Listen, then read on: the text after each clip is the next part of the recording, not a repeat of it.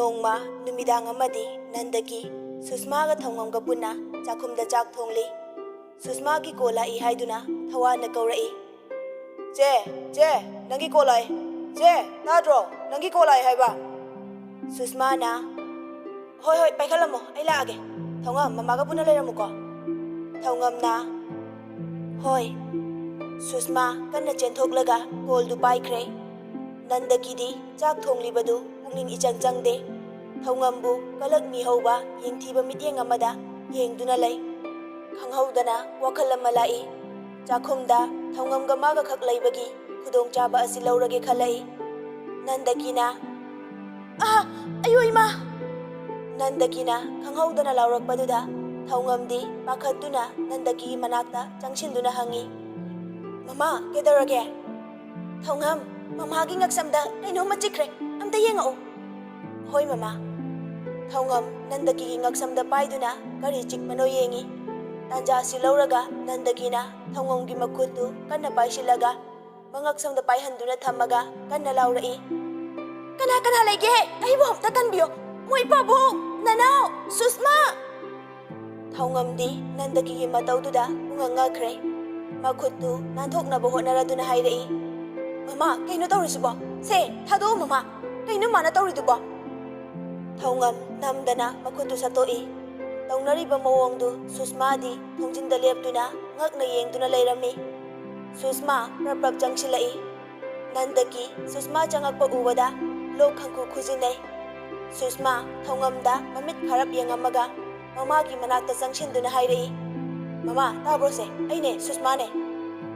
नंदकी दी केमता हाइदे थौंगमदा कलक पेना येंगागा लो खुजिनदुना Larry सुषमाना filter दगी इसिंग यारागा ममादा P mama से इसिंग खर थक्चेलो सुषमाना इसिंगदु नंदकीदा इंदुना पिथकली सनायाईगा थवानगसु चाखुमलोमदा चंगाई सनायाईना हय कैदौनबो यावरके नोइबो अदुक लांगिदुबो नुंदांगसिदा सुषमा साउना थौंगमगी मनाक्ता चंगसिनदुना हाइरई थौंगम नंग खोमो नंग ngasai तौरिदु कैना थौंगमना सुषमा आई कैसु तौदी सनायाईना ngaiko nanauma kaidongnariनो nachasinga thengakpasida koilang langnarise nandakina kapsinaduna hairei moi babo susma ga thongam ga ikoi hum puna laiminarambani susma na kolakpadagi chatkibaduda wari sum sanarambani kaisu akaibasu hainadi ikoi sida laibase nungai brakak hangubani aduga nang laibani na nungai ti hairaga aibu hatke haiduna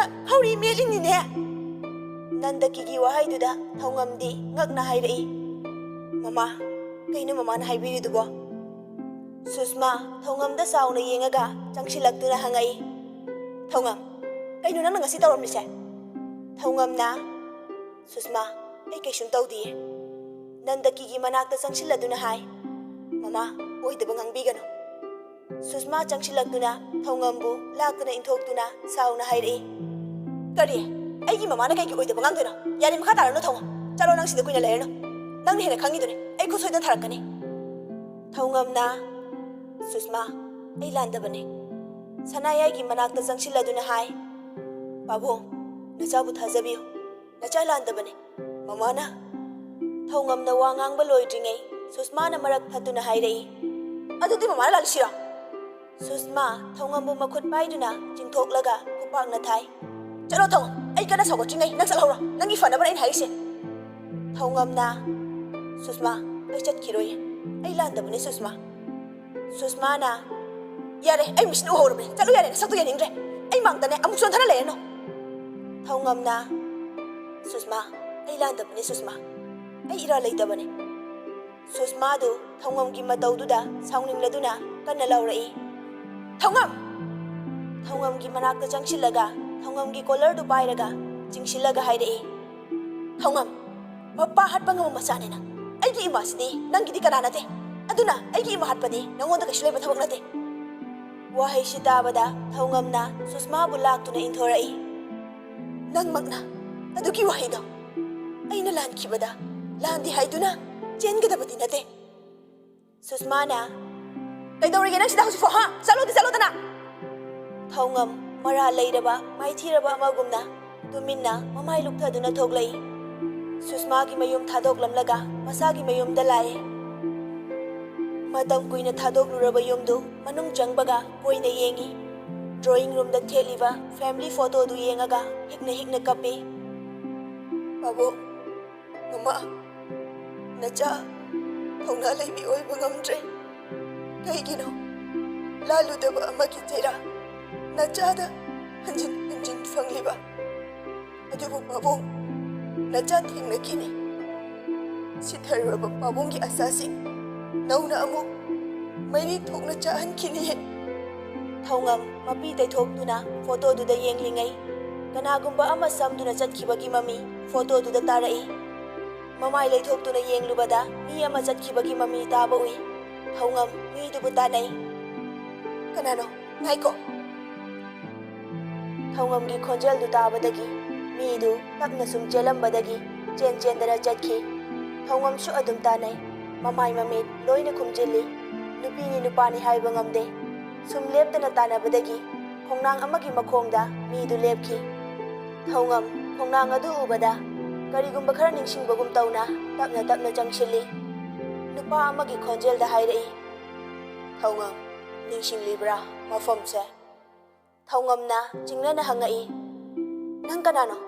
ꯅꯪꯒꯤ ꯈꯣꯟꯖꯦꯜꯁꯤꯁꯨ ꯑꯩ ꯍꯥꯟꯅ ꯇꯥꯈ꯭ꯔꯦ꯫ ꯊꯧꯉꯝꯅ ꯍꯪꯂꯤꯕꯗꯨ ꯈꯨꯝꯗꯅ ꯅꯨꯄꯥꯗꯨ ꯃꯈꯥ ꯇꯥꯔꯛꯏ, ꯅꯨꯃꯤꯠꯇꯨꯗ ꯅꯪꯅ ꯅꯄꯥꯕꯨꯡꯗ ꯁꯥꯎꯗꯨꯅ ꯃꯐꯝꯁꯤꯗ ꯂꯩꯔꯝꯗ꯭ꯔꯕꯗꯤ ꯑꯁꯦꯡꯕ ꯑꯆꯨꯝꯕ ꯄꯨꯝꯅꯃꯛ ꯈꯪꯉꯝꯒꯗꯕꯅꯤꯀꯣ꯫ ꯅꯪꯒꯤ ꯄꯥꯕꯨꯡꯁꯨ ꯉꯁꯤ ꯅꯪꯒꯤ ꯅꯅꯥꯛꯇ ꯂꯩꯔꯝꯕ ꯌꯥꯏ꯫ ꯅꯪ ꯀꯅꯥꯅꯣ? ꯅꯪꯅ ꯍꯥꯏꯔꯤꯕꯁꯤꯡꯁꯤꯅ ꯀꯔꯤꯅꯣ? ꯀꯔꯝꯕ ꯑꯆꯨꯝꯕ ꯑꯁꯦꯡꯕꯅꯣ ꯅꯪꯅ ꯍꯥꯏꯔꯤꯁꯦ? ꯄꯥꯕꯨꯡ ꯑꯩꯒꯤ ꯅꯥꯛꯇ ꯂꯩꯔꯝꯕ ꯌꯥꯏ ꯍꯥꯏꯔꯤꯕꯁꯤꯅ ꯀꯔꯤ? ꯅꯨꯄꯥꯗꯨ ꯃꯃꯤꯠ ꯃꯃꯥꯏ ꯈꯨꯝꯖꯤꯜꯂꯤꯕꯁꯤꯡꯗꯨ ꯇꯞꯅ ꯂꯧꯊꯣꯔꯛꯏ꯫ ꯅꯨꯄꯥꯗꯨ ꯎꯕꯗ ꯊꯧꯉꯝꯅ ꯉꯛꯅ ꯍꯥꯏꯔꯛꯏ, ꯃꯥꯃ ꯆꯥꯎꯊꯣꯏ꯫ ꯅꯨꯄꯥꯗꯨꯅ ꯈꯨꯝꯃꯛꯏ, ꯃꯥꯅꯦ ꯊꯧꯉꯝ, ꯅꯪ ꯃꯥꯃ ꯆꯥꯎꯊꯣꯏꯅꯦ꯫ ꯃꯥꯃ, ꯀꯔꯤ ꯑꯁꯦꯡꯕ ꯑꯆꯨꯝꯕꯅꯣ? ꯅꯆꯥꯗ ꯑꯃꯨꯛꯇ ꯇꯝꯕꯤꯌꯨ꯫ ꯁꯣꯝꯗꯅ ꯁꯨꯁꯃꯥ ꯃꯥꯒꯤ ꯀꯥꯗ ꯆꯪꯉꯒ ꯊꯧꯉꯝꯅ ꯊꯥꯏꯅ ꯄꯤꯔꯛꯈꯤꯕ ꯒꯤꯐꯁꯤꯡꯗꯨ ꯃꯈꯥꯗ ꯂꯪꯊꯣꯛꯑꯝꯃꯤ꯫ ꯊꯧꯋꯥꯟ ꯃꯆꯦꯒꯤ ꯀꯥꯗ ꯆꯪꯉꯛꯏ꯫ ꯆꯈꯥꯏꯔꯤꯕꯁꯤꯡꯗꯨ ꯌꯦꯡꯅ ꯃꯆꯦꯒꯤ ꯅꯥꯛꯇ ꯆꯪꯁꯤꯜꯂꯛꯏ꯫ ꯆꯦ, ꯀꯩꯅꯣ ꯅꯪ ꯇꯧꯔꯤꯁꯤꯕꯣ? ꯁꯨꯁꯃꯥ ꯃꯅꯥꯎꯅꯨꯄꯥꯒꯤ ꯋꯥꯗꯨ ꯇꯥꯗꯦ꯫ ꯊꯧꯉꯝꯒ ꯃꯈꯣꯏ ꯑꯅꯤ ꯀꯥꯞꯃꯤꯟꯅꯕ ꯋꯥꯜꯗ ꯊꯦꯠꯂꯤꯕ ꯐꯣꯇꯣꯗꯨꯗ ꯃꯨꯟꯅ ꯌꯦꯡꯉꯤ꯫ ꯄ꯭ꯔꯞ ꯆꯪꯉꯒ ꯐꯣꯇꯣꯗꯨ ꯂꯧꯊꯔꯒ ꯂꯪꯒꯦ ꯇꯧꯏ꯫ ꯊꯧꯋꯥꯟꯅ ꯈꯥꯝꯃꯛꯏ, ꯆꯦ! ꯁꯨꯁꯃꯥ ꯃꯅꯥꯎꯅꯨꯄꯥꯅ ꯀꯧꯔꯛꯄꯗ ꯂꯦꯞꯄꯤ꯫ ꯊꯧꯋꯥꯟꯅ ꯃꯈꯥ ꯇꯥꯔꯛꯏ, ꯆꯦ, ꯅꯪ ꯊꯧꯉꯝꯅ ꯂꯥꯜꯂꯦꯅ ꯈꯟꯕ꯭ꯔꯥ? ꯃꯥꯅ ꯂꯥꯟꯗꯦ ꯍꯥꯏꯅ ꯑꯗꯨꯛ ꯌꯥꯝꯅ ꯍꯥꯏꯖꯔꯝꯕꯗꯣ ꯇꯧꯁꯤꯟꯅꯕ ꯃꯥꯟꯕ꯭ꯔꯥ? ꯁꯨꯁꯃꯥ ꯀꯩꯝꯇ ꯈꯨꯝꯗꯦ꯫ ꯃꯈꯨꯠꯇ ꯄꯥꯏꯔꯝꯕ ꯐꯣꯇꯣꯗꯨ ꯃꯈꯥꯗ ꯊꯥꯗꯗꯨꯅ ꯊꯨꯒꯥꯏ꯫ ꯊꯧꯋꯥꯟꯗ ꯃꯃꯤꯠ ꯄꯩꯅ ꯌꯦꯡꯉꯗꯨꯅ ꯈꯨꯗꯥꯡꯗ ꯁꯤꯔꯤꯕ ꯐ꯭ꯔꯦꯟꯗꯁꯤꯞ ꯕ꯭ꯔꯦꯁꯂꯦꯠꯇꯨ ꯊꯥꯗꯗꯨꯅ ꯃꯈꯥꯗꯨꯗ ꯂꯪꯊꯣꯛꯑꯝꯃꯒ ꯇ꯭ꯔꯦꯁꯇ ꯀꯥꯈꯠꯈ꯭ꯔꯦ꯫ ꯅꯣꯡꯉꯥꯜꯂꯦ꯫ ꯊꯧꯉꯝ ꯏꯃꯨꯡ ꯁꯤꯠ ꯁꯦꯡꯗꯨꯅ ꯂꯩ꯫ ꯊꯧꯋꯥꯟ ꯊꯧꯉꯝꯒꯤ ꯃꯌꯨꯝꯗ ꯂꯥꯛꯑꯝꯃꯤ꯫ ꯁꯨꯃꯥꯡꯗꯒꯤ ꯊꯧꯉꯝꯕꯨ ꯀꯧꯏ, ꯊꯧꯉꯝ! ꯊꯧꯉꯝ! ꯊꯧꯉꯝ ꯃꯄꯥꯟꯗꯒꯤ ꯀꯧꯔꯛꯄꯗꯨ ꯇꯥꯕꯗꯨꯗ ꯊꯣꯛꯂꯛꯏ꯫ ꯊꯧꯋꯥꯟ ꯂꯦꯞꯇꯨꯅ ꯂꯩꯔꯝꯕꯗꯨꯗ ꯍꯔꯥꯎ ꯀꯧꯔꯛꯏ, ꯅꯅꯥꯎ, ꯅꯪ ꯑꯣꯏꯔꯦ, ꯂꯥꯛꯑꯣ ꯆꯪꯉꯣ꯫ ꯊꯧꯋꯥꯟꯗꯤ ꯑꯁꯨꯝ ꯂꯦꯞꯇꯨꯅ ꯃꯥꯏꯊꯣꯡ ꯏꯃꯪꯃꯛꯅ ꯂꯩ꯫ ꯊꯧꯋꯥꯟꯒꯤ ꯃꯇꯧꯗ ꯍꯔꯥꯎ ꯃꯤꯅꯣꯛ ꯇꯝꯂꯝꯕ ꯊꯧꯉꯝꯒꯤ ꯃꯥꯏꯊꯣꯡꯁꯨ ꯃꯛꯁꯤꯜꯂꯤ꯫ ꯊꯧꯉꯝꯅ, ꯍꯣ, ꯀꯩ ꯂꯩꯔꯒꯦ? ꯀꯥꯈꯠꯂꯔꯣꯏꯗ꯭ꯔꯣ? ꯊꯧꯋꯥꯟ ꯃꯥꯡꯒꯣꯜꯗ ꯀꯥꯈꯠꯂꯛꯏ꯫ ꯊꯧꯉꯝꯅ ꯂꯝꯖꯤꯡꯗꯨꯅ ꯏꯃꯨꯡꯗ ꯆꯪꯉꯛꯏ꯫ ꯊꯧꯉꯝꯅ, ꯅꯅꯥꯎ, ꯐꯝꯂꯝꯃꯣ, ꯑꯩ ꯖꯨꯏꯁ ꯁꯦꯝꯃꯛꯀꯦ꯫ ꯌꯥꯔꯅꯤ, ꯋꯥꯔꯤ ꯑꯣꯏꯅ ꯁꯥꯁꯦ꯫ ꯅꯣꯡ ꯐꯥꯗꯣꯛ ꯂꯥꯛꯄꯅꯦ, ꯊꯛꯈꯨꯑꯣ, ꯃꯇꯨꯡ ꯑꯃꯨꯛ ꯐꯪꯗꯕꯁꯨ ꯌꯥꯏ꯫ ꯊꯧꯉꯝꯒꯤ ꯋꯥꯍꯩꯗ ꯏꯉꯛ ꯉꯛꯅ ꯊꯧꯋꯥꯟꯅ ꯍꯥꯏꯔꯛꯏ, ꯀꯩꯒꯤ? ꯑꯩ ꯆꯠꯂꯅꯤ, ꯐꯝꯂꯝꯃꯨꯀꯣ, ꯖꯨꯏꯁ ꯁꯦꯝꯃꯛꯀꯦ꯫ ꯊꯧꯉꯝ ꯆꯥꯛꯈꯨꯝꯂꯣꯝꯗ ꯆꯪꯈ꯭ꯔꯦ꯫ ꯊꯧꯋꯥꯟꯅ ꯊꯧꯉꯝꯒꯤ ꯃꯇꯨꯡ ꯏꯟꯅꯔꯛꯇꯨꯅ ꯍꯪꯉꯛꯏ, ꯀꯥꯏꯗ ꯆꯠꯇꯣꯏꯕ? ꯑꯩ ꯃꯅꯤꯄꯨꯔ ꯊꯥꯗꯣꯛꯂꯒ ꯆꯠꯂꯅꯤ, ꯄꯥꯛꯅ ꯂꯥꯛꯑꯔꯣꯏ ꯃꯅꯤꯄꯨꯔꯗ꯫ ꯀꯩꯒꯤ? ꯀꯩꯗꯧꯕ? ꯑꯩ ꯁ꯭ꯇꯗꯤ ꯃꯈꯥ ꯑꯥꯗ ꯇꯧꯔꯨꯔꯒꯦ꯫ ꯄꯥꯕꯨꯡꯒꯤ ꯀꯝꯄꯅꯤꯁꯨ ꯂꯩ, ꯑꯗꯨꯁꯨ ꯐꯖꯅ ꯌꯦꯡꯁꯤꯜꯂꯨꯔꯒꯦ꯫ ꯁꯤꯗꯁꯨ ꯃꯔꯛꯇꯤ ꯑꯗꯨꯝ ꯂꯥꯛꯀꯅꯤꯗ꯫ ꯑꯗꯨ ꯊꯧꯉꯝ, ꯉꯔꯥꯡꯒꯤ ꯊꯧꯗꯣꯛꯇꯣ? ꯊꯧꯋꯥꯟꯅ ꯋꯥ ꯍꯥꯏꯕ ꯂꯣꯏꯗ꯭ꯔꯤꯉꯩ ꯊꯧꯉꯝꯅ ꯃꯔꯛ ꯊꯠꯅ ꯉꯥꯡꯁꯤꯜꯂꯛꯏ, ꯉꯔꯥꯡꯒꯤ ꯊꯧꯗꯣꯛꯇꯣ ꯑꯩꯅ ꯂꯥꯟꯕꯅꯦ, ꯑꯩꯅ ꯍꯥꯟꯅ ꯈꯪꯐꯝ ꯊꯣꯛꯄꯅꯦ꯫ matam sangna yumda lakpa mina leibase nungaitabani. Khangdreda nanaw, ithanta khanbada isase isana wahang kaya mahangje. Thawana makha taba nangdana mapandagi laurai. Mi leibro, yumse kana lege? Thaungamna leiramuko nanaw, ai yenguge. Thaungam mapanda thoglai. Susma sauna sumangda leptuna leirammi. Thaungamdi hanagi mataugum karisu khandana Susma bu kausalui. Susma nang lairo lao kakhalo. Susma na sauna hairei. Mihatpi mangkol kaningde. Thaungam mamai lukthaduna lei. Machegi makhol tabada Thawan imungdagi thoglai. Thawan thoglakpa ubada Susma na makha tarai. Hey nanaw, nang kaidawri aduda? Lao sa tholo kumtharo, sumang siyam tuna. Thawan mangoldagi tapna sumangda kumtharai. Susma na Thawan gi manakta prapap jangsinduna. Thawan gi mamaida kupak na thai. Kaidawri nang sida ha? Thaungamda yengduna makhut thinduna amuk makha tarai. Mihat bisiki nakta nang jangido, kizadro? Nang sumihat kai bro? Matung manaw, mama papa sin manaw, maru mabang wasa khangdraba, sa siga loinaramba, nang ayu fate hainu. Thawan Susma na makhut paiduna chingaga puraga chatkre. Thawan tunghanna Thaungambu yengna chatkhi. Thaungamdi murti amagum chapleptuna Susma ga Thawan ga chatkhiba maikaidu yengduna leihawi. Ngaihak leiraga Thaungamgi phone da message ama lai. Changduna yenglubada Susma oirammi. Nong manini haukhre. Thaungam Manipur thadokuna chatkadabagi thoglakle. Plane manungni Thaungam window seat na fami. Phone da photo yengduna lei. Thaungamgi nakanda nupa ama fam tharai. Ngaihak leiraga nupa duna hairai. Thaungam nadro. Thaungam na ngakna khumai. Mane kana. Nupa duna khumai. Aine Koro. Thaina homda leiminarambado. Thaungam na haifet ningsingduna leiringai. Koro na makha tarai. Ibani thaina tinaramidudi. Nang kaurabo Thaungam. Thaungam ningsinglakpadagi harau na koidana khumai. Ningsinge nunghairibo nangbo nasa kayam olame. Korau na nungairiye. Ado nangdi hanaga du manari khenade. Ado kai lege nang chatoise? Kaisu leiba nateda. Manipurdadi thabakta thibada ware. Aduna sum thaba ama yengaga home sigisu angangsinggi mateng khara oinaba changini. Nangdi kai lege? Pabunggi thabak yengsilugadabane. Study makhasu tawge tawbane. Ado nang yaradi pabunggi da oina puna thabak tawrusi haibo kai khalige? Yaye kaidi. Aigidi laiba fabane. Tinadrasu adum phangba. Thaungamga Korauga du kuina thengnarudabagi wari sana journey du chatkhi. Chahi 8 ki matungda Thaungamga Korauga punna office hour loirakpada park amada changduna pothari. Thaungamna Korau ai Manipurda thoke khale. Pabungna khanjaramba thabak lai. Ai pangthorage khale. Korauna kai thabakno. Pabungna leiringai orphanage school ama saba haina khanjarambane. Pabungna khanjarambado aina sage khale. Adudi yam phaba thabakne. Yai tawba kaide. Ado nangna sida thabak phajana yengsilamo. Ai Manipurda thokluge. Kuina di leiroi. Nangna leirak ngamba tangdu fawlaira ke su kaideda. Khara su koi thoro. Iramdamgi phajaba sing yengo. Somgidi ai leirisidi. Aina fanaba loina singe. Thaungam Manipur thokre. Kef ama kauraga airport dagi mayumda lai. Mayum yaubaga fi hongaga Korauda call tawi. Korauna. Hello, yaurabona? Yaure. Yumda leire. Adu Korau. Ngasai Susmado airport da manau nupa lawba lakpagi leiramba uye. Mana dinang ukhidabra? Ukhide. Ai mana udanaba honaye. Ai lole. Kaige. Nangna lanbadawna nangna lolidi kaige. Korau, aina nangonda Susmana Thawan puraga chatkero matung message tharae haikibra. Haiki. Adugi message tuda kai haina haida I khangbra. Thaungam, nang aina yamna luna nungsina khanjabane. Adubu nangna aigi ima maktada tawriba mawong tudi. Aidi mangda fawmanglude.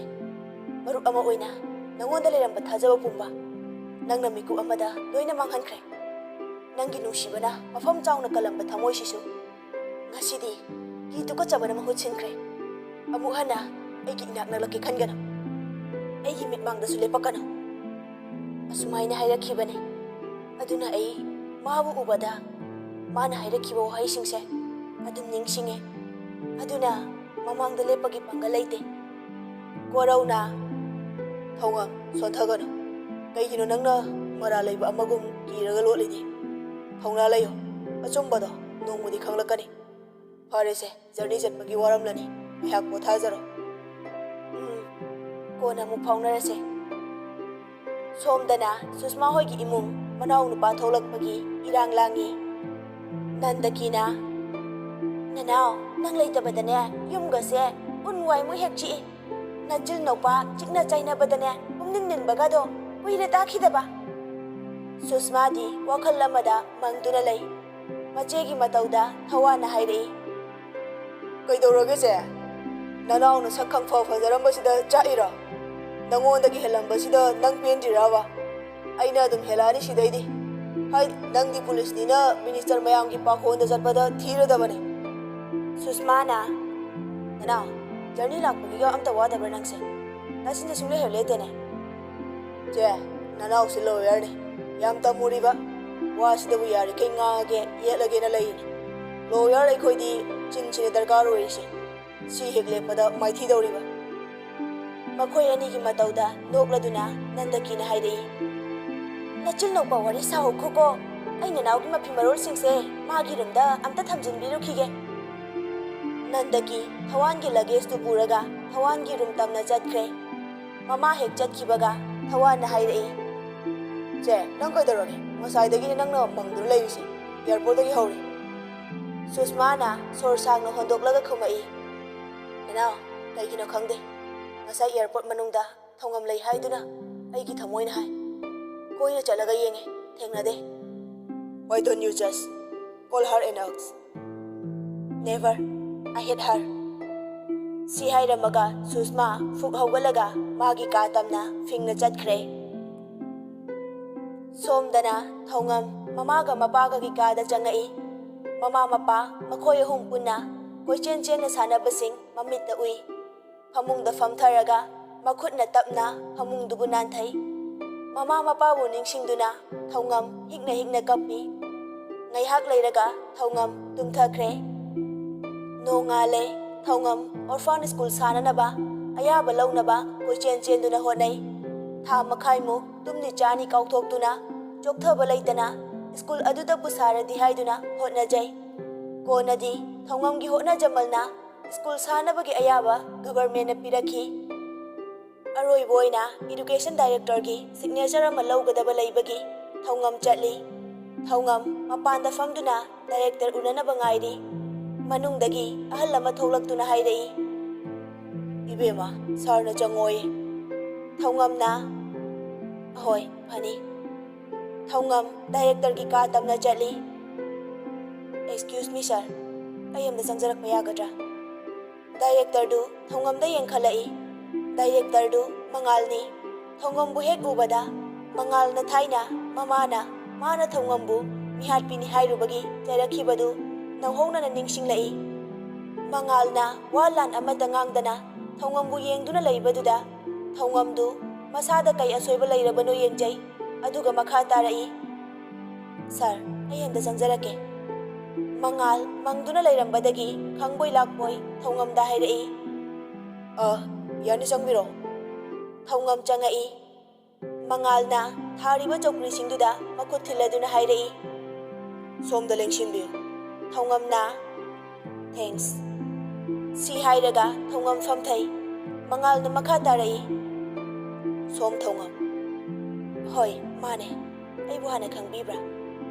ꯃꯉꯥꯜꯅ ꯀꯔꯦꯝꯅꯅ ꯈꯨꯝꯃꯛꯏ ꯋꯥꯏ note ꯀꯔꯤ ꯈꯪꯗꯅꯤ ꯃꯄꯥ ꯍꯥꯠꯂꯒ topper ꯑꯣꯏꯈꯤꯕ ꯃꯆꯥꯕꯣ ꯊꯧꯉꯝ ꯍꯧꯈ꯭ꯔꯕ ꯊꯧꯗꯣꯛꯁꯤꯡ ꯃꯤꯠꯃꯥꯡꯗ ꯑꯃꯨꯛ ꯍꯟꯅ ꯊꯣꯛꯂꯕꯒꯨꯝ ꯃꯃꯤꯠꯇ ꯎꯔꯛꯏ ꯑꯃꯨꯛꯁꯨ ꯃꯉꯥꯜꯗ ꯁꯥꯎꯅꯤꯡꯕ ꯐꯥꯎꯏ ꯑꯗꯨꯕꯨ ꯑꯁꯥꯎꯕꯗꯨ ꯐꯥꯊꯔꯒ ꯋꯥ ꯂꯩꯊꯣꯛꯏ ꯑꯩꯅ ꯂꯥꯛꯆꯔꯤꯁꯦ ꯑꯩꯁꯦ ꯁ꯭ꯀꯨꯜ ꯑꯃ ꯁꯥꯒꯦꯅ ꯈꯟꯖꯕ ꯑꯇꯩ ꯑꯇꯣꯞꯄ ꯄ꯭ꯔꯣꯁꯦꯁꯇꯤ ꯂꯣꯏꯔꯕꯅꯤ ꯁꯥꯔꯒꯤ ꯁꯤꯒꯅꯦꯆꯔ ꯑꯃ ꯂꯧꯅꯕ ꯇꯥꯛꯄꯤꯔꯛꯄꯒꯤ ꯂꯥꯛꯆꯕꯅꯤ ꯌꯥꯔꯗꯤ ꯊꯕꯛꯀꯤ ꯋꯥꯔꯤ ꯑꯣꯏꯅ ꯁꯥꯁꯦ ꯁꯣꯝꯁꯨ ꯏꯊꯧ ꯆꯤꯟꯕꯤꯔꯝꯒꯅꯤ ꯈꯟꯖꯩ ꯁꯤ ꯍꯥꯏꯔꯒ ꯊꯧꯉꯝꯅ ꯐꯥꯏꯜ ꯑꯃ ꯄꯨꯊꯣꯔꯛꯇꯨꯅ ꯄꯤ ꯑꯀꯨꯞꯄ ꯃꯔꯣꯜꯗꯤ ꯁꯤꯗ ꯌꯦꯡꯕꯤꯕ ꯌꯥꯔꯅꯤ ꯃꯉꯥꯜ ꯊꯧꯉꯝꯅ ꯄꯤꯔꯛꯂꯤꯕ ꯐꯥꯏꯜꯗꯨ ꯂꯧꯔꯒ ꯌꯦꯡꯉꯤ ꯀꯔꯦꯝꯅꯅ ꯍꯥꯏꯔꯛꯏ ꯋꯥꯎ ꯑꯦꯟ ꯑꯣꯔꯐꯥꯟ ꯁ꯭ꯀꯨꯜ ꯑꯗꯣ ꯀꯩꯒꯤꯅꯣ ꯅꯪꯅ ꯑꯣꯔꯐꯥꯟ ꯁ꯭ꯀꯨꯜ ꯁꯥꯗꯣꯏꯁꯦ ꯑꯗꯨꯁꯨ ꯅꯪꯒꯤ ꯂꯅꯥꯏ ꯄꯣꯀꯦꯠꯇꯒꯤ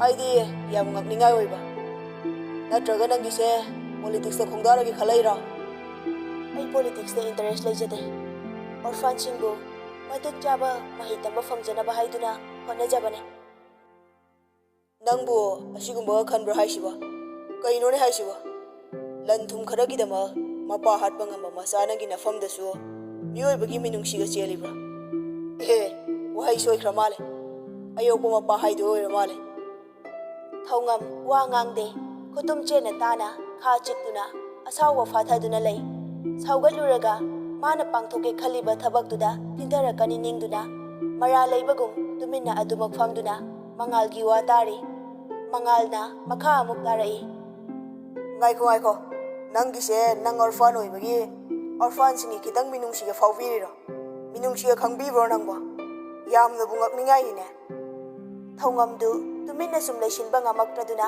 ꯍꯥꯏꯔꯛꯏ ꯑꯩꯁꯤ ꯈꯤꯇꯪ ꯊꯨꯔꯦ ꯑꯇꯣꯞꯄ ꯃꯌꯥꯝ ꯑꯃꯁꯨ ꯁꯥꯔꯒ ꯎꯅꯅꯕ ꯉꯥꯏꯅꯔꯝꯒꯅꯤ ꯌꯥꯔꯗꯤ ꯑꯔꯦꯝꯕꯗ ꯃꯇꯝ ꯃꯥꯡꯍꯟꯕꯁꯦ ꯍꯥꯏꯗꯤ ꯁꯣꯝꯁꯨ ꯊꯕꯛ ꯃꯌꯥꯝ ꯑꯃ ꯆꯤꯟꯕꯤꯔꯝꯒꯅꯤ ꯍꯥꯏꯖꯔꯤꯕ ꯐꯔꯦ ꯊꯕꯛꯀꯤ ꯋꯥꯔꯤ ꯇꯧꯁꯤ ꯊꯧꯉꯝꯒꯤ ꯊꯕꯛꯁꯦ ꯒꯕꯔꯃꯦꯟꯅ ꯃꯇꯦꯡ ꯄꯥꯡꯒꯅꯤ ꯑꯗꯨꯒꯤ ꯃꯊꯛꯇ ꯑꯉꯥꯡꯁꯤꯡꯒꯤ ꯄꯨꯟꯁꯤꯒꯤ ꯑꯣꯏꯕꯅꯤꯅ ꯁꯣꯝꯅ ꯁꯥꯒꯗꯧꯔꯤꯕ ꯁ꯭ꯀꯨꯜ ꯑꯗꯨ ꯐꯖꯅ ꯀ꯭ꯋꯥꯂꯤꯇꯤ ꯃꯦꯟꯇꯦꯟ ꯇꯧꯅ ꯁꯥꯏ ꯁꯥꯗꯦ ꯍꯥꯏꯕ ꯈꯪꯅꯕ ꯇꯣꯏꯅ ꯏꯟꯁꯄꯦꯛꯁꯟ ꯂꯥꯛꯀꯅꯤ ꯃꯉꯥꯜꯅ ꯐꯥꯏꯜ ꯑꯗꯨꯗ ꯁꯤꯒꯅꯦꯆꯔ ꯇꯧꯔꯗꯨꯅ ꯊꯧꯉꯝꯗ ꯄꯤꯔꯛꯏ ꯁꯣꯝꯗ ꯂꯩꯔꯦ ꯊꯧꯉꯝꯅ ꯐꯥꯏꯜ ꯑꯗꯨ ꯂꯧꯔꯗꯨꯅ ꯍꯥꯏꯔꯛꯏ ꯑꯣ ꯊꯦꯡꯛꯁ ꯊꯧꯉꯝ ꯃꯐꯝꯗꯨꯗꯒꯤ ꯊꯣꯔꯛꯂꯒ ꯀꯪꯂꯩ ꯀꯟꯁꯇ꯭ꯔꯛꯁꯟ ꯇꯝꯅ ꯒꯥꯔꯤ ꯊꯧꯗꯨꯅ ꯆꯠꯂꯤ ꯀꯪꯂꯩ ꯀꯟꯁꯇ꯭ꯔꯛꯁꯟ ꯌꯧꯕꯒ ꯒꯥꯔꯤꯗꯒꯤ ꯀꯨꯝꯊꯔꯒ ꯃꯦꯅꯦꯖꯔꯒꯤ ꯃꯅꯥꯛ ꯇꯝꯅ ꯆꯠꯂꯤ ꯊꯧꯉꯝ ꯃꯦꯅꯦꯖꯔꯒꯤ ꯀꯥꯗ ꯆꯪꯉꯛꯏ ꯊꯧꯉꯝ ꯆꯪꯉꯛꯄ ꯎꯕꯗ ꯃꯦꯅꯦꯖꯔꯗꯨ ꯐꯝꯂꯝꯕꯗꯒꯤ ꯍꯧꯒꯠꯂꯒ ꯍꯥꯏꯔꯛꯏ ꯃꯦꯝ ꯀꯃꯥꯏ ꯇꯧꯔꯒꯦ ꯊꯧꯉꯝꯅ ꯐꯝꯊꯧ ꯍꯥꯏꯗꯨꯅ ꯃꯈꯨꯠ ꯈꯠꯂꯤ ꯃꯥꯁꯨ ꯆꯪꯁꯤꯟꯗꯨꯅ ꯊꯥꯔꯤꯕ ꯆꯧꯀ꯭ꯔꯤꯗꯨꯗ ꯐꯝꯊꯔꯒ ꯍꯥꯏꯔꯛꯏ ꯉꯝꯖꯔꯗꯤ ꯈꯨꯗꯛꯇ ꯊꯕꯛ ꯍꯧꯕ ꯌꯥꯔꯦ ꯒꯕꯔꯃꯦꯟꯅꯁꯨ ꯃꯇꯦꯡ ꯄꯥꯡꯒꯅꯤ ꯊꯥꯖꯕ ꯄꯤꯔꯛꯏ ꯃꯦꯅꯦꯖꯔꯗꯨꯅ ꯍꯥꯏꯔꯛꯏ ꯃꯦꯝ ꯇꯁꯦꯡꯅ ꯒꯕꯔꯃꯦꯟꯒꯤ ꯃꯇꯦꯡ ꯆꯪꯉꯛꯀꯅꯤ ꯈꯟꯕ꯭ꯔꯥ ꯁ꯭ꯀꯨꯜꯁꯤ ꯁꯥꯕꯗ ꯑꯋꯥꯠꯄ ꯂꯩꯔꯛꯀꯅꯤ ꯅꯤꯡꯕ꯭ꯔꯥ ꯊꯧꯉꯝ ꯅꯣꯛꯐꯦꯠ ꯇꯧꯔꯒ ꯈꯨꯝꯃꯛꯏ ꯆꯪꯉꯣꯏ ꯑꯋꯥꯠꯄꯁꯨ ꯂꯩꯔꯣꯏ ꯒꯕꯔꯃꯦꯟꯒꯤ ꯃꯇꯦꯡ ꯍꯥꯏꯕꯕꯨ ꯁꯥꯅꯕꯒꯤ ꯑꯌꯥꯕ ꯂꯧꯕꯁꯤ ꯈꯛꯅꯤ ꯑꯗꯨꯒ ꯒꯕꯔꯃꯦꯟꯒꯤ ꯁꯥꯏꯠꯇꯒꯤ ꯏꯟꯁꯄꯦꯛꯁꯟ ꯇꯣꯏꯅ ꯂꯥꯛꯀꯅꯤ ꯁꯥꯒꯗꯧꯔꯤꯕ ꯁ꯭ꯀꯨꯜ ꯑꯁꯤ ꯁꯥꯕ ꯂꯣꯏꯗ꯭ꯔꯤꯉꯩ ꯃꯃꯥꯡꯗꯒꯤ ꯍꯧꯅ ꯀ꯭ꯋꯥꯂꯤꯇꯤ ꯃꯦꯟꯇꯦꯟ ꯇꯧꯅ ꯁꯥꯕ꯭ꯔꯥ ꯌꯦꯡꯒꯅꯤ ꯐꯔꯦ ꯑꯩ ꯌꯧꯔꯒꯦ ꯅꯪ ꯐꯖꯅ ꯑꯦꯅꯥꯎꯟꯁ ꯇꯧꯍꯧꯔꯣ ꯌꯥꯔꯤꯈꯩ ꯊꯕꯛ ꯊꯨꯅ ꯍꯧꯅꯕ ꯇꯧꯁꯤ ꯁꯤ ꯍꯥꯏꯔꯝꯂꯒ ꯊꯧꯉꯝ ꯊꯣꯛꯂꯛꯑꯦ ꯀꯪꯂꯩ ꯀꯟꯁꯇ꯭ꯔꯛꯁꯟꯗꯒꯤ ꯊꯣꯛꯂꯛꯑꯕ ꯃꯇꯨꯡ ꯃꯌꯨꯝ ꯇꯝꯅ ꯒꯥꯔꯤ ꯊꯧꯗꯨꯅ ꯂꯥꯛꯏ ꯃꯌꯨꯝ ꯌꯧꯕꯒ ꯗ꯭ꯔꯣꯌꯤꯡ ꯔꯨꯝꯗ ꯊꯦꯠꯂꯤꯕ ꯐꯦꯃꯤꯂꯤ ꯐꯣꯇꯣꯗꯨ ꯌꯦꯡꯗꯨꯅ ꯍꯥꯏ ꯄꯥꯕꯨꯡꯅ ꯄꯥꯝꯖꯔꯝꯕ ꯅꯤꯡꯖꯔꯝꯕꯗꯣ ꯉꯁꯤꯗꯤ ꯅꯆꯥꯅ ꯄꯥꯡꯊꯣꯛꯇꯣꯔꯦ ꯃꯄꯨꯡ ꯐꯥꯅ ꯄꯥꯡꯊꯣꯛꯄ ꯉꯝꯕ ꯑꯣꯏꯖꯒꯦꯀꯣ ꯅꯆꯥꯕꯨ ꯊꯧꯖꯥꯜ ꯄꯤꯅꯕꯤꯌꯨꯀꯣ ꯊꯧꯉꯝ ꯆꯠꯊꯣꯔꯛꯂꯒ ꯁꯣꯐꯥꯗ ꯂꯣꯡꯅ ꯉꯥꯊꯗꯨꯅ ꯐꯝꯊꯩ ꯃꯉꯥꯜꯒꯤ ꯋꯥꯍꯩꯁꯤꯡꯅ ꯊꯧꯉꯝꯒꯤ ꯅꯥꯀꯣꯡꯗ ꯅꯤꯟꯗꯨꯅ ꯂꯩꯔꯤ ꯃꯊꯟꯇ ꯍꯥꯏꯖꯩ ꯄꯥꯕꯨꯡ ꯅꯆꯥꯒꯤ ꯑꯁꯥꯎꯕꯅ ꯄꯥꯕꯨꯡꯕꯨ ꯊꯥꯗꯣꯛꯂꯒ ꯆꯠꯄꯒꯤꯅꯤꯀꯣ ꯉꯁꯤ ꯄꯥꯕꯨꯡꯒ ꯅꯆꯥꯒ ꯂꯥꯞꯅꯔꯤꯕꯁꯦ ꯃꯤꯌꯥꯝꯅ ꯑꯩꯕꯨ ꯃꯄꯥ ꯍꯥꯠꯄ ꯃꯤ ꯍꯥꯠꯄꯤꯅꯤ ꯍꯥꯏꯅꯔꯤꯕꯁꯦ ꯑꯩ ꯉꯁꯤꯗ ꯋꯥꯈꯜ ꯇꯥꯔꯛꯄꯒꯨꯝ ꯇꯧꯏ ꯄꯥꯕꯨꯡ ꯑꯩꯒꯤ ꯑꯁꯣꯏꯕꯅ ꯄꯥꯕꯨꯡꯕꯨ ꯍꯥꯠꯈꯤꯕꯅꯤ ꯉꯁꯤꯗꯤ ꯅꯆꯥ ꯏꯁꯥꯅ ꯏꯔꯥꯜꯁꯦ ꯈꯪꯖꯔꯛꯑꯦ ꯃꯥꯅꯦ ꯑꯩꯗꯤ ꯃꯄꯥ ꯍꯥꯠꯄ ꯃꯤ ꯍꯥꯠꯄꯤꯅꯦ ꯊꯧꯉꯝꯗꯨ ꯃꯊꯟꯇ ꯍꯤꯛꯅ ꯀꯞꯂꯛꯏ ꯀꯣꯔꯧꯒꯤ ꯀꯣꯜ ꯂꯥꯛꯁꯤꯜꯂꯤ ꯊꯧꯉꯝ ꯀꯞꯂꯝꯕꯗꯒꯤ ꯃꯄꯤ ꯇꯩꯊꯣꯛꯇꯨꯅ ꯀꯣꯜꯗꯨ ꯄꯥꯏꯈꯠꯂꯤ ꯊꯧꯉꯝꯅ ꯍꯜꯂꯣ ꯀꯣꯔꯧꯅ ꯀꯩꯗꯧꯔꯦ ꯊꯧꯉꯝ ꯅꯈꯣꯜꯒ ꯏꯅꯤꯡ ꯅꯤꯡꯂꯤꯗꯦ ꯀꯞꯄꯤꯔꯥ ꯀꯞꯇꯦꯗ Thongam, oidaba ngangano. Nang ay ngasi ngarang tuloy narakpa nate. Kodaw, pabong na ningjarambado. Ay pangthokpa ngamlani. School sabagi ayaw fangi. Really? Congrats. School saba loy faudi. Manipurda sum leirage. Government ki side tagishu. Inspection toina lakani hai. Ay sida handle tawkhige. Adom da nangam ta tawramu ko. Somgidi aina fanaba adum tawge. Kemta khalunu. Hoy. Ado honggi pabung ibohaldo masangam de hai. Pau tabra. Korau na ngak na hai dei. Ha, ay di tadri. Kanang to pau hairak di. Hospital da pukhale hai. Ay ngay hak yaw biruge. Aduga halaga pau pirake. Hoy hoy, halaga hairo. Thongam kol ka aga hamlambadu phughaugatuna hospital tamna chali.